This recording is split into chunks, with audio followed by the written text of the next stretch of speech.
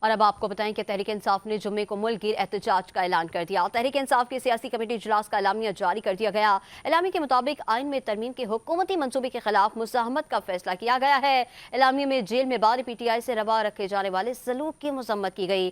سیاسی کمیٹی نے پارٹی رہنماؤں، وکلاء، اہل خانہ کو بانی پی ٹی آئی تک رسائی کا مطالبہ کر دیا۔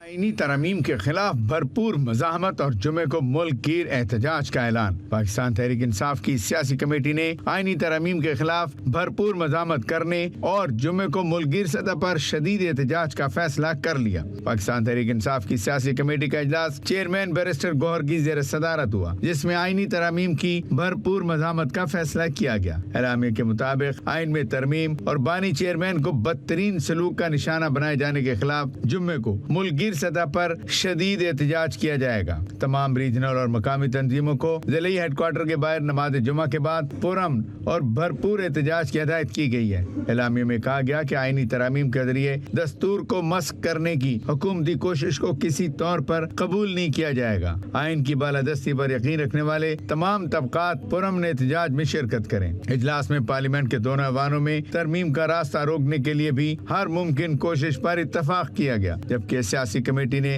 بانی چیئرمین کے بنیادی حقوق اور ان کے اہل خانہ، وکلاء اور تحریکی قائدین کے رسائی کی فوری بحالی کا مطالبہ کیا۔ ولیمہ خانم اور عظمیٰ خانم، انتظار حسین پنجوتھا، ایڈوکیٹ اعظم سواتی اور تحریک بلوچستان کے صدر سمیت تمام گرفتار قائدین، کارکنان اور اراکین پارلیمنٹ کی فوری رہائی پر بھی زور دیا گیا۔